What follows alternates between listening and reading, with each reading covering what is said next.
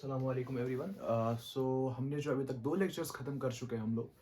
पहला वाला लेक्चर जो था वो थोड़ा सा साइंटिफिक मेथड को लेके था, और दूसरा वाला लेक्चर जो था उसमें हमने origin of universe, origin of earth, origin of solar system और कुछ जो बेसिक थेरीज है जो दी जाती है ओरिजिन ऑफ लाइफ के बारे में, वो हमने देखी।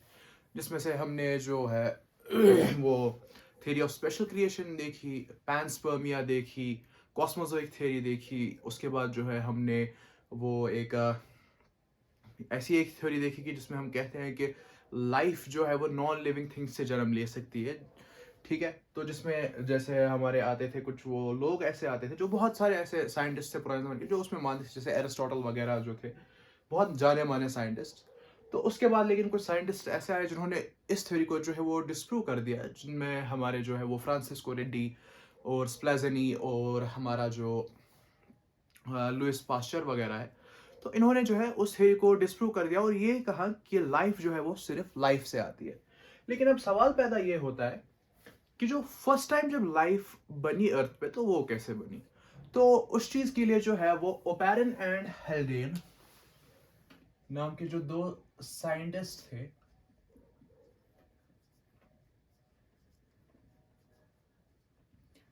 उन्होंने जो है वो एक थ्योरी दी जिसको हम biochemical theory of origin of life कहते हैं। ओपेरन ने क्या, हेल्डेन ने क्या कहा कि जो इनिशियल अर्थ का एटमॉस्फेयर था, जैसे हमने लास्ट टाइम देखा था कि जो पुराना जो अर्थ का एटमॉस्फेयर है वो जो है वो रेड्यूसिंग एटमॉस्फेयर है। तो इस रेड्यूसिंग एटमॉस्फेयर के अंदर कुछ ऐसे कंपाउंड्स थे, कुछ ऐसे मॉलिक्यूल्स थे जिनके ऊपर जब यूवी या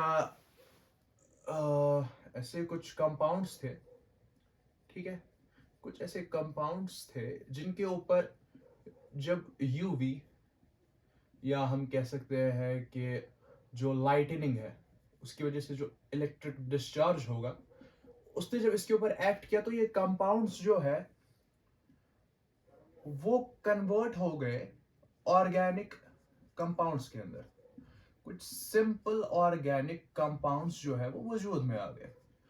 और जब ये ऑर्गेनिक कंपाउंड्स जो है वो और जाके आगे चल के ये जो सिंपल ऑर्गेनिक कंपाउंड्स है, जब इन्होंने आपस में फिर रिएक्ट किया तो इनसे जो है वो कॉम्प्लेक्स ऑर्गेनिक कंपाउंड्स जो है वो हमारे सामने आते हैं। ठीक है, यहां तक क्लियर है। तो सिंपल से कॉम्प्लेक्स तक आ गए, और जो ये रिएक्शंस हो रही है हमारे पास, जो कुछ इनऑर्गेनिक मॉलिक्यूल्स थे पुराने, जो हमारा अर्थ था, प्रिमिटिव अर्थ जो था, तो वहां पे कुछ इनऑर्गेनिक मॉलिक्यूल्स थे। इसको मॉलिक्यूल्स लिख लीजिए यहाँ पे। कुछ इनऑर्गेनिक मॉलिक्यूल्स जो थे उनके ऊपर जब यूवी पड़ी या जो लाइटनिंग होती थी, उसकी वजह से क्या हुआ कि वो वाले जो मॉलिक्यूल्स है वो सिंपल ऑर्गेनिक कंपाउंड्स के अंदर चेंज हो गए, जिसमें से हमारा जो है जैसे मीथेन आ गया CH4, या हमारा HCN मॉलिक्यूल जो है वो आ गया। ठीक है, अब क्या होता है फर्दर, जो है ये यूवी या ये जो इलेक्ट्रिक डिस्चार्ज है due to lightning, electric discharge है, इसने जब एक्ट किया इन सिंपल ऑर्गेनिक कंपाउंड्स पे, तो उसकी वजह से क्या हुआ, कॉम्प्लेक्स ऑर्गेनिक कंपाउंड्स जो है वो हमारे सामने आते हैं, जिसमें हमारे जैसे इथाइलिन है, ठीक है, एसिटाइलिन है, या हमारे कुछ अमाइनो एसिड्स है, या न्यूक्लियोटाइड्स है। ठीक है, न्यूक्लियोटाइड्स है, और इसके अलावा इसमें हम अपने सिंपल शुगर्स ले सकते हैं। ठीक है, तो ये सारी चीजें जो है वो वजूद में आने लगी। ठीक है, तो अभी तक हमने क्या देखा, सिंपल जो इनऑर्गेनिक मॉलिक्यूल्स थे वो कन्वर्ट हो गए सिंपल ऑर्गेनिक मॉलिक्यूल्स में, और सिंपल ऑर्गेनिक मॉलिक्यूल जो कॉम्प्लेक्स ऑर्गेनिक मॉलिक्यूल्स के अंदर कन्वर्ट हो गए। और हमें जो है एक बेसिक सा केमिस्ट्री का असूल है कि जो रिएक्शन होती है A से B जो जाती है, ये या तो एनर्जी लेगी या तो एनर्जी देगी, इधर इट विल बी एंडोथर्मिक और इट विल बी एक्सोथर्मिक। तो यहाँ पे जो ये कन्वर्जन्स हो रहे हैं, ये यूवी और ये जो इलेक्ट्रिक डिस्चार्ज है, इसकी एनर्जी को यूज करके जो है ये सारी तब्दीलियां हो रही है। और यहाँ पे जो है अब हमारे पास अमाइनो एसिड, न्यूक्लियोटाइड्स और शुगर जो है वो आ गए। ठीक है, अब फर्दर जब ये हमारे जो ऑर्गेनिक कंपाउंड्स जो बन गए हमारे पास, जब ये फर्दर कॉम्प्लेक्स हो जाएंगे तो हमारे पास जो है वो हमें कुछ सिंपल से पॉलीपेप्टाइड्स जो कि अमाइनो एसिड्स से बने होंगे। ठीक है, ये चीज जो है हम इंशाल्लाह बायोमोलिक्यूल्स के अंदर अच्छे से पढ़ेंगे। तो अमाइनो एसिड से हमारे पास जो है वो छोटे छोटे पॉलीपेप्टाइड्स आ गए। हमारे पास जो है कुछ न्यूक्लिक एसिड्स, ठीक है, जैसे डीएनए या आरएनए वगैरह, जो बहुत सारे न्यूक्लियोटाइड्स के मिलने पे बने। ठीक है, कुछ कॉम्प्लेक्स से शुगर्स, ठीक है, जो किससे बने होंगे, सिंपल शुगर्स से। ठीक है, ये सारी चीजें जब आ गई तो जैसे हमने कल देखा था कि ये जो न्यूक्लिक एसिड, डीएनए, आरएनए वगैरह है, अब ये फ्री फॉर्म में इस पुराने अर्थ के एटमॉस्फेयर में पड़ा हुआ है। तो over the course of evolution क्या होता है, this thing gets covered with a lipid membrane. ठीक है, लिपिड की जो बाइलेयर होती है उससे कवर हो गया। तो हमारे सामने जो है एक प्रोकैरियोटिक ऑर्गेनिज्म वजूद में आ गया। प्रोकैरियोटिक ऑर्गेनिज्म, तो ये सारी चीजें जो है वो हेल्डेन ने बताई थी। ठीक है, कि रेड्यूसिंग एटमॉस्फेयर के अंदर जो है वो ये सारी चीजें होंगी। फिर ये रेड्यूसिंग एटमॉस्फेयर ऑक्सीडाइजिंग एटमॉस्फेयर में कैसे तब्दील हो वो हम लोग कल देख चुके हैं कि उसके बारे में साइंटिस्ट लोग कैसी जो है वो हाइपोथेसिस वगैरह लगाते हैं। तो इसमें ओपेरिन का क्या था कि ओपेरिन ने दरअसल ये जो हेल्डेन है, इसने जो ये हाइपोथेसिस दी, तो इसी के करीब कुछ एक और हाइपोथेसिस जो है वो दी थी ओपेरिन ने। ओपेरिन ने क्या कहा कि organic molecules could have arisen from inorganic molecules। ये जो है वो ओपेरिन ने कहा। ओपेरिन जो था एक रशियन साइंटिस्ट था और हेल्डेन जो था वो एक ब्रिटिश साइंटिस्ट था। ठीक है, तो ये जो मिला के दोनों की बात सेम है कि इनऑर्गेनिक मॉलिक्यूल्स से जो है वो ऑर्गेनिक मॉलिक्यूल्स अराइज होंगे, और जब ये ऑर्गेनिक मॉलिक्यूल जो है वो फर्दर कॉम्प्लेक्सिटी एक्वायर करेंगे तो हमारे सामने जो है लिविंग थिंग पैदा होता है। ठीक है, फ्रॉम सिंपल प्रोकैरियोटिक ऑर्गेनिज्म जो है लाइफ फिर शुरू हो जाती है। ठीक है, और हम ये चीज कल भी देख चुके हैं, जो हमारा पहला जो एक अंदाजा लगाया जाता है कि पहला जो ऑर्गेनिज्म जो इवॉल्व हुआ अर्थ पे, so that would have been a heterotroph. ठीक है, and non photosynthetic heterotroph prokaryotic organism. Okay, so इसके बाद जो है वो अब इस हम लोग ये चीज देख चुके हैं कि साइंटिस्ट जो है वो हाइपोथेसिस तो देते हैं, कोई प्रॉब्लम है उनके सामने तो they give a hypothesis that this can be the possible solution for the problem. तो प्रॉब्लम ये थी कि लाइफ जो है वो अर्थ पे आई कैसे। तो ओपेरिन एंड हेल्डेन ने जो है एक थ्योरी दी कि एक हाइपोथेसिस दी। ठीक है, तो उन्होंने कहा कि ऐसा पॉसिबल है, ऐसा हो सकता है, but they don't have any experimental proof. ठीक है, तो उसके बाद क्या आता है, कुछ सालों बाद जो है वो दो साइंटिस्ट आते हैं, यूरे एंड मिलर, जो कि है एक एक्सपेरिमेंटल सेटअप जो है वो तैयार करते हैं और एक एक्सपेरिमेंट करते हैं कि हम लोग ये देखते हैं कि जो ये ओपेरिन एंड हेल्डेन ने जो ये बातें कही ये किस हद तक सच है। ठीक है, तो ये चीज जो है हम लोग यहाँ पे देख सकते हैं। They try to mimic the primitive earth atmosphere. ठीक है, तो उन्होंने क्या किया, उनके पास उन्होंने वाटर लिया, इस वाटर को जो है उन्होंने हीट किया, they put it on A burner and they heat it. तो यहाँ पे क्या होगा कि कुछ वाटर वेपर्स जो है वो पैदा होंगे। ये वाटर जब हीट होगा तो it will lose its molecular interaction, जो इसके अंदर के जो हाइड्रोजन बॉन्ड्स हैं वो लूजन हो जाएंगे। तो उसकी वजह से क्या होगा कि वेपर्स प्रोड्यूस हो गए। अब ये वेपर्स जो है वो ट्रैवल कर रहे हैं और यहाँ पे आ गए। The moment they reach here, यहाँ पे क्या किया हुआ है हेल्डेन ने, ही हैज मिलर एंड ओरे ने क्या किया हुआ कि उन्होंने यहाँ पे अमोनिया, मीथेन और हाइड्रोजन डाल रखा है इन अ पर्टिकुलर रेशियो। वो जो रेशियो था दैट वाज 2:1:1। CH4 जो है वो उन्होंने 2 और NH3:H2 इज 1:1। ठीक है, तो जितने मॉलिक्यूल्स उन्होंने NH3 के लिए थे उससे डबल मॉलिक्यूल्स उन्होंने मीथेन के लिए, और उससे जो है वो डबल मॉलिक्यूल्स उन्होंने हाइड्रोजन के लिए। सो हाइड्रोजन और जो हमारा मीथेन है इसके मॉलिक्यूल्स तो सेम होंगे, सेम नंबर में, लेकिन जो हमारा NH3 है that would be half of what it would be for methane and hydrogen. ठीक है, whatever the reason was, उनका कुछ एक्सपेरिमेंटल सेटअप ऐसा होगा, they must have understood something like that. तो उन्होंने क्या किया, अब उन्होंने इस वाले जो चेंबर में है वो मीथेन और हमारा जो अमोनिया और हाइड्रोजन गैस है वो वहां पे रखा। ठीक है, so this mimics the primitive earth atmosphere that was reducing, क्योंकि इसमें कोई भी फ्री ऑक्सीजन नहीं है और इसमें फ्री हाइड्रोजन है। जब फ्री हाइड्रोजन है तो it is a reducing environment. अब जो है वो यहाँ पे वाटर वेपर भी आ गया, दैट्स H2O।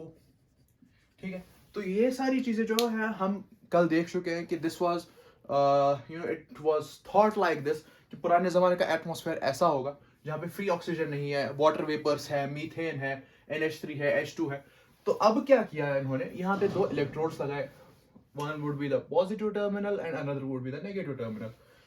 तो क्या किया, उसमें से वोल्टेज पास की, तो यहाँ पे एक इलेक्ट्रिक डिस्चार्ज होगा। इलेक्ट्रिक डिस्चार्ज जब हुआ, यही इलेक्ट्रिक डिस्चार्ज हम पीछे देख चुके हैं अभी, कि हमने क्या देखा कि या तो यूवी या इलेक्ट्रिक डिस्चार्ज जो है वो मॉलिक्यूल्स को जो है वो रिएक्ट करने पे मजबूर करेगी। ठीक है, because it will provide some energy for molecules to go from one state to another. ठीक है, तो यहाँ पे क्या हुआ, अब जो ये वाटर वेपर आ गया, this goes to CH4, H2, NH3, ये सारी जो है वो एक जगह पे आ गए। And when the electric voltage was pass, तो यहाँ पे क्या हुआ कि इन्होंने आपस में रिएक्ट कर लिया। व्हेन दे रिएक्टेड, तो अब वाटर वेपर तो चल रहा है, तो ये जो वेपर्स है ये आगे आ गए। यहाँ पे इन्होंने क्या किया, यहाँ पे इन्होंने कंडेंसर लगाया। जस्ट लाइक वी सेड कि पुराने अर्थ के एटमॉस्फेयर में देयर वाज जस्ट गैस, लेकिन जब वो कंडेंस हो गया धीरे धीरे, तो फिर जो है अर्थ का जब ये जो टेम्परेचर है वो धीरे धीरे कम होने लगा। तो क्या हुआ, ये जो गैसेस थी वो डिपॉजिट होना शुरू हो गई। ठीक है, दे स्टार्टेड टू कंडेंस।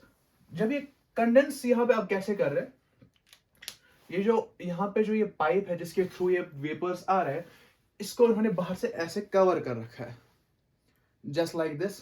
ठीक है, तो यहां से जो है वो कोल्ड वाटर आ रहा है, it is moving here, then coming here, और फिर यहां से जो है वो बाहर जा रहा है। तो ये जो पूरा यहां से वाटर वेपर है, दैट वुड बी समवेयर, जिसका जो टेम्परेचर है वो 100 डिग्री के आसपास होगा, उसका टेम्परेचर जो है वो कम हो रहा है। द मोमेंट इसका टेम्परेचर कम होगा, व्हाट वुड हैपन, जो इस वाटर का जो एक प्रॉपर्टी है कि वो हाइड्रोजन बॉन्डिंग दिखाता है, तो वो हाइड्रोजन बॉन्डिंग की प्रॉपर्टी जो अभी इसने लूज कर ली थी due to this high heat, वो अब रिगेन हो जाएगी। तो वाटर जो है वो अगेन अपनी लिक्विड फॉर्म में आ जाएगा, और वाटर जो है अलोंग विद इटसेल्फ जो है यहाँ पे जो कुछ भी बना होगा, it will carry that with itself. तो वो सारी चीजें जो वो नीचे आ गई, और यहाँ पे जो है वो हम लोग कलेक्ट कर रहे हैं। यहाँ पे एक नॉब है, इसको जैसे हम हटाएंगे तो सैंपल आने लगेगा, जैसे ही बंद करेंगे वेपर्स जो है वो वापस यहाँ पे जाएंगे, it will keep the cycle going on. ठीक है, तो यहाँ पे जो है हमने ये सैंपल लिया फॉर एनालिसिस, और जब हमने सैंपल की एनालिसिस की तो यहाँ पे क्या पाया जाता है, there were organic compounds found है, ऑर्गेनिक कंपाउंड्स। ठीक है, यहाँ पे जो है वो अमाइनो एसिड्स थे, यहाँ पे जो है वो सिंपल से शुगर्स हम कह सकते हैं, कुछ न्यूक्लिक एसिड न्यूक्लियोटाइड्स थे। ठीक है, या इसी तरीके से द प्यूरिन्स, पायरिमिडियंस जो है वो सारी चीज़ें थी जो न्यूक्लियोटाइड्स में आएंगी। ठीक है, और उसके अलावा जो है वो यहाँ पे कुछ ऑर्गेनिक एसिड्स थे।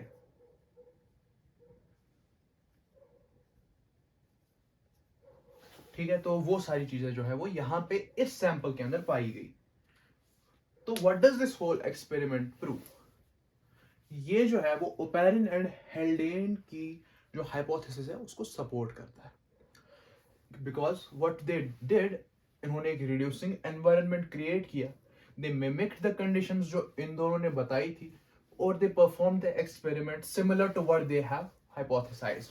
और जब यहाँ पे सैंपल देखा गया तो इसके अंदर हमारे कुछ ऑर्गेनिक कंपाउंड्स पाए गए। तो इस चीज से हमने ये चीज तो देख ली कि इनऑर्गेनिक से ऑर्गेनिक कंपाउंड्स जो है वो बन सकते हैं। ठीक है, तो this was all about this whole origin of life. इसके बाद भी कुछ चीजें हैं, लेकिन वो जो है वो इंशाल्लाह जब हम एवोल्यूशन पढ़ेंगे तो तब जो है वो हम लोग वो चीज देख लेंगे। ठीक है, तो यहाँ पे जो है हमारा इंट्रोडक्टरी पार्ट कंक्लूड होता है। नेक्स्ट लेक्चर से हम लोग जो है डायरेक्टली अब लिविंग वर्ल्ड के अंदर एंटर करेंगे। यहां तक हम लोग ये चीज समझ चुके हैं कि life has been created, life जो है वो बन चुकी है। हालांकि यहाँ पे ऐसा कुछ साबित नहीं होता, यहाँ पे सिर्फ ऑर्गेनिक मॉलिक्यूल्स कुछ बने। ठीक है, अब ये चीजें आपस में फिर कैसे मिली, फिर how this whole thing actually got made, वो सेल कैसे बनी, जिनको हम जो सबसे जो पुराने फॉसिल्स है जैसे कोहेसरवेट्स वगैरह, तो वो सारी चीजें कहाँ से आई, तो स्टोमेटोलाइट्स, तो वैसी सारी चीजें वो कैसे बनी, तो उसका कोई एक्सपेरिमेंटल प्रूफ तो मैंने ऐसा कुछ देखा नहीं। तो लेकिन अब लाइफ तो आ चुकी है। ठीक है, we see it all around our cells. ठीक है, तो अब हमें इस चीज को समझना है कि हम लाइफ कहते किसको है। हम जब किसी चीज को देखते हैं तो what characteristics do we look for कि हम कहें कि हाँ भाई ये जिंदा है, ये मुर्दा है। ठीक है, अगर मैं इस पेन को देखूं तो अगर मैं एक छोटे से बच्चों को भी दिखा दूं वो भी कहेगा this is a non living thing. But why is he considering it a non-living thing? Maybe he knows some things, maybe he doesn't. लेकिन जब हम यहाँ पे ये चीज अच्छे से पढ़ेंगे तो next time when you go out and look at something, you would inshallah you would think कि okay, हमने ये सारी कैरेक्टरिस्टिक्स जो है वो देखी है कि ये सारी कैरेक्टरिस्टिक्स जो है वो लिविंग ऑर्गेनिजम्स के अंदर होती है। क्या इस चीज पे वो अप्लाई होती है या नहीं? I won't take things from my gut कि मेरा गट कहता है कि ये चीज जो है वो नॉन लिविंग थिंग है तो हाँ ये नॉन लिविंग, ऐसा कुछ नहीं है। साइंस में व्हाट वी डू, हम लोगों ने जो चीजें सीखी है हम उन चीजों को अप्लाई करेंगे। ठीक है, जैसे इन दोनों ने due to their knowledge of chemistry ऐसा सोचा होगा कि इनऑर्गेनिक से ऑर्गेनिक कंपाउंड्स बन सकते हैं। Similar way then Urey and Miller ने क्या किया, इस चीज को प्रूव करने की कोशिश की और वो प्रूव हो गया। ठीक है, तो similarly when we will hypothesize कि हम लाइफ कहते किस चीज को है, तो हम लोग जो है वो उसको एक्सपेरिमेंटली फिर खुद देख देख के उसको प्रूव करेंगे कि जब हम किसी इंसान की तरफ देखेंगे, एक जिंदा और मुर्दा इंसान में किस चीज की डिफरेंस है, तो वो चीजें हम समझ पाएंगे। ठीक है, तो वो चीज इंशाल्लाह अब हम नेक्स्ट लेक्चर से शुरू करेंगे। Now we will try to move according to the syllabus. ठीक है, तो इंशाल्लाह हमारा जो टारगेट होगा वो द लिविंग वर्ल्ड का जो ऑफिशियली जो एनसीईआरटी के अंदर लिखा हुआ है तो हम उसे कवर करने की कोशिश करेंगे। ठीक है, आज के लिए इतना ही। अस्सलाम वालेकुम वरहमतुल्लाहि वबरकातुहू।